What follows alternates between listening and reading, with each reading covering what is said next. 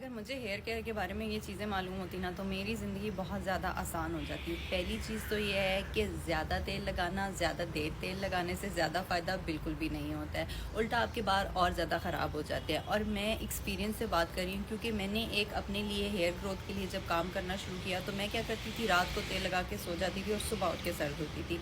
अब हुआ मेरे साथ ये कि एक तो आपके सर में होती है ड्राई डैंड्रफ, खुश्की जो होती है, फिर आपके सर में एक हो जाती है चिकनी खुश्की जो कि आपकी स्कैल्प के ऊपर जमा हो जाती है और आप ऐसे करते हैं तो वो आपके हाथ में यूं करके आती है। मुझे वो वाली खुश्की हो गई थी जिसकी वजह से मेरे बाल और ज़्यादा ख़राब हो गए।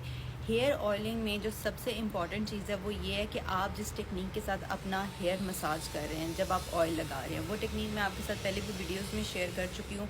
बात दरअसल ये है कि आपने अपनी जब स्कैल्प को मसाज करना है तो आपने अपनी ब्लड सर्कुलेशन को इंक्रीज़ करने की कोशिश करनी है क्योंकि यही चीज़ आपके हेयर फॉलिकल्स को स्ट्रेंथ देगी। दूसरी चीज़, अगर आप ऑर्डिनरी मेरी तरह हैं, डे टू डे लाइफ गुजारती हैं, आपको बहुत ज़्यादा हेयर प्रोडक्ट्स की ज़रूरत नहीं है। आपके पास सिर्फ 3 प्रोडक्ट्स होने चाहिए। पहली प्रोडक्ट है आपके पास एक अच्छा शैम्पू होना चाहिए। आजकल पाकिस्तान में बहुत से ब्रांड्स हैं जो कि केमिकल फ्री शैम्पूज़ बना रहे हैं, उनमें से किसी का भी अच्छा सा एक शैम्पू ख़रीद लें। दूसरा, आपके पास अगेन एक और शैम्पू होना चाहिए जिसे कहते हैं क्लैरिफाइंग शैम्पू। अब होता ये है कि हम अगर हेयर वॉश भी कर रहे हैं, हम जो नॉर्मल हमारे हेयर शैम्पूज़ होते हैं वो हमारे स्काल्प के ऊपर फिर भी जो एक प्रॉपर क्लीनिनेस का इफेक्ट होता है वो नहीं देते, कुछ ना कुछ हमारे सर में हमारे मवाद रह जाता है। जो क्लैरिफाइंग शैम्पू होता है ना वो उस सब को क्लियर करने के लिए होता है। इसकी कॉमन एग्जांपल है कोनाज शैम्पू है, मेडिकल स्टोर से मिल जाता है, सीतार है और भी बहुत से हैं। मैं पर्सनली सीतार यूज़ करती हूँ। और तीसरी चीज़ जो आपको ज़रूरत है वो है एक अच्छा कंडीशनर। अब मेरा जो एक अपना पर्सनल तरीक़ाकार है वो ये है कि मैं कंडीशनर को ही एज अ हेयर मास्क इस्तेमाल कर लेती हूँ और अननेसेसरी इस्तेमाल बिल्कुल भी नहीं करती। जब मैं देखती हूँ कि मेरी ये वाली जो लेंथ है ये मेरी ड्राई होना, अभी आप देखें कितनी स्मूथ एंड शाइनी है, लेकिन बीच में वेदर चेंज होता है, कुछ ना कुछ होता है तो ये ड्राई होने लग जाती है। तो मैं क्या करती हूँ, नहाने से आधा घंटा पहले इसको बहुत ज़्यादा इसके ऊपर मैं कंडीशनर लगा के इसको छोड़ देती हूँ। फिर मैं अपने बालों को वॉश करती हूँ और उसके बाद दोबारा से मैं कंडीशनर को रीअप्लाई करके बाल धो लेती हूँ। तो आपको कोई हेयर मास्क की और एक्स्ट्रा प्रोडक्ट्स की ज़रूरत नहीं है। तीसरी जो चीज़ है वो ये है कि आपकी कंसिस्टेंट हेयर केयर रूटीन सबसे ज़्यादा इंपॉर्टेंट है। और कंसिस्टेंट हेयर केयर रूटीन का मतलब ये है कि आपने डेली आपने 1-2 मिनट अपने बालों को देने हैं, फिर आपने वीकली बेसिस पे कुछ चीज़ें करनी है और कुछ आपने जब भी आप हेयर वॉश करें आपने करनी है। जो आपने डेली बेस पे एक चीज़ ज़रूर करनी है वो ये है कि आप अपनी स्काल्प का मसाज ज़रूर करें। मैं ये वाली एक कंघी है जो मैं इस्तेमाल करती हूँ, अली एक्सप्रेस से मैंने मंगवाई थी, आपको शायद राज से भी मिल जाए, लेकिन अगर आपके पास ये नहीं भी है अपनी उंगलियाँ इस्तेमाल करें।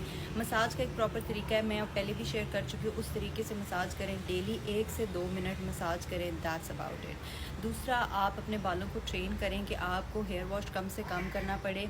जो आइडियल रूटीन है वो यही है कि आप एटलीस्ट 2 दिन के बाद बाल धोएं, लेकिन अगर आप 1 दिन के बाद बाल धो रही हैं तो मेक श्योर कि आप अपने बालों को एंड में कंडीशन ज़रूर कर रही हैं।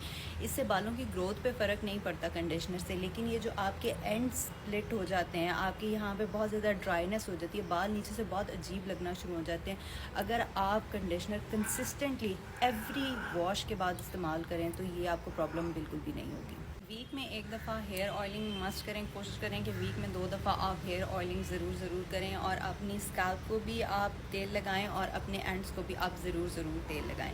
अच्छा, एक और चीज़ जो मैंने बहुत लेटर ऑन सीखी है वो ये है कि आपके जो ड्राई स्प्लिट एंड्स होते हैं वो इस वजह से भी होते हैं क्योंकि सोते हुए आपके बालों को बहुत ज़्यादा रगड़ लगती रहती है। तो ये मैंने दराज से मंगवाई हुई है, बिल्कुल भी एक्सपेंसिव नहीं है। मैं क्या करती हूँ, सोने से पहले इसके अंदर बाल इस तरह से डाल के, ये देखें, एंड तक लेके जाती हूँ और फिर अपने एंड्स को मैं यूँ करके टक इन कर लेती हूँ ताकि वो बाहर ही ना रहें कि वो रगड़ खाएं। ये मैं अब यहाँ पे इसका यहाँ पे जूड़ा बना लेती हूँ। ये मैंने अभी रिसेंटली चीज़ करनी शुरू की है और इससे मेरे बालों को बहुत ज़्यादा फ़र्क पड़ा है। आखिरी चीज़ है वो मैं पहले भी एक दफ़ा बता चुकी हूँ, वो ये है कि कभी भी एक साइड से मांग मत निकालें। आप अपनी मांग को हमेशा चेंज करती रहें क्योंकि अगर आप एक साइड से मांग निकालने लग जाएंगी तो आपके वहाँ पे आपके बाल कम होने शुरू हो जाएंगे। मेरे इस जगह पे बाल काफ़ी कम है, अभी तो मैंने यहाँ पे पाउडरिंग की हुई है, लेकिन यहाँ पे मेरे बाल कम हो गए थे इस वजह से क्योंकि मैं कॉन्स्टेंटली इसी जगह से मांग निकालती थी। तो मांग आप अपनी कॉन्स्टेंटली चेंज करती हैं।